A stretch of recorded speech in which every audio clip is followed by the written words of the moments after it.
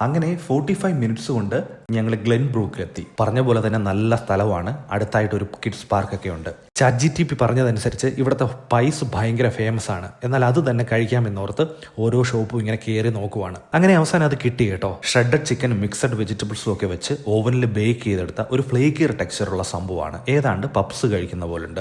പിള്ളേർക്ക് കഴിക്കാനുള്ള അത്യാവശ്യം ഫ്രൂട്ട്സ് ഒക്കെ ഞങ്ങൾ നേരത്തെ തന്നെ പാക്ക് ചെയ്തുകൊണ്ട് വന്നിട്ടുണ്ട്. വെതറിന് കൊടുത്ത വാക്ക് ഇപ്രാവശ്യം തെറ്റിക്കാതെ ഇപ്പോഴും മഴ ചെറുതായിട്ട് പെയ്തുകൊണ്ടിരിക്കുകയാണ്. ഇത് ഈ ദിവസം മുഴുവൻ ഇങ്ങനെ നിൽക്കുമെന്നാണ് പറയുന്നത്. അങ്ങനെ ഞങ്ങളുടെ യാത്ര പിന്നെയും തുടർന്നു. ഇനി ഒരു 45 മിനിറ്റ്സ് കൂടെ ഡ്രൈവ് ചെയ്താൽ ബ്ലൂ മൗണ്ടനിൽ കട്ടൂംബ എന്ന് പറയുന്ന സ്ഥലത്ത് സീനിക് വേൾഡ് എന്ന് പറയുന്ന ഒരു സംഭവത്തിലാണ് എത്തുന്നത്. അടുക്കും തോറും ഫോഗൊക്കെ ഇങ്ങനെ നിറഞ്ഞു വന്ന് വിസിബിലിറ്റി ഒക്കെ നന്നായിട്ട് കുറയുന്നുണ്ട്. അങ്ങനെ സ്ഥലമെത്തി. അത്രയും നേരം ബഹളം വെച്ചുകൊണ്ടിരുന്ന കുസൃതികൾ സമയമായപ്പോൾ ഉറക്കം പിടിച്ചു. എന്നാൽ പിന്നെ ഉറങ്ങട്ടെ എന്ന് ഓർത്ത് ഞങ്ങൾ പാട്ടൊക്കെ കേട്ട് അവിടെ തന്നെ കുറച്ചു നേരം കാറിനകത്തിരുന്നു. പാർക്കിങ്ങിലാണ്. പുറത്ത് മഴയും പെയ്യുന്നുണ്ട്. അത് കഴിഞ്ഞ് ജാക്കറ്റൊക്കെ ഇടിയിച്ച് നേരെ മെയിൻ സ്ഥലത്തോട്ട് പോയി. അത്യാവശ്യം ആൾക്കാരൊക്കെ ഉണ്ട്. ആകെ മൊത്തത്തിൽ ഒരു തണുത്ത വൈബാണ്. അകത്ത് കയറി എന്തൊക്കെയാ പരിപാടി എന്നൊക്കെ ഒന്ന് കറങ്ങി നടന്ന് നോക്കി. ക്യൂ നിന്ന് പാസ്സൊക്കെ എടുത്തു. $65 ആണ് പെർ അഡൾട്ടിന്, $35 ചിൽഡ്രൻസിനും. ഒരു ദിവസത്തേക്ക് ഇവിടെയുള്ള എല്ലാ ആക്ടിവിറ്റീസും റൈഡ്സിലും പങ്കെടുക്കാം ഈ പാസിന്. റിസപ്ഷനിലുള്ളവരൊക്കെ വളരെ പൊളൈറ്റ് ആയിരുന്നു. കാര്യങ്ങളൊക്കെ ഡീറ്റെയിൽ ആയിട്ട് പറഞ്ഞു തന്നു. ഒരു മാപ്പും തന്നു. ഫോഗ് ഒക്കെ ഉള്ളതുകൊണ്ട് ഫോറസ്റ്റ് അല്ലെങ്കിൽ നേച്ചർ വോക്കിനൊക്കെ പറ്റിയ വെതറാണെന്നും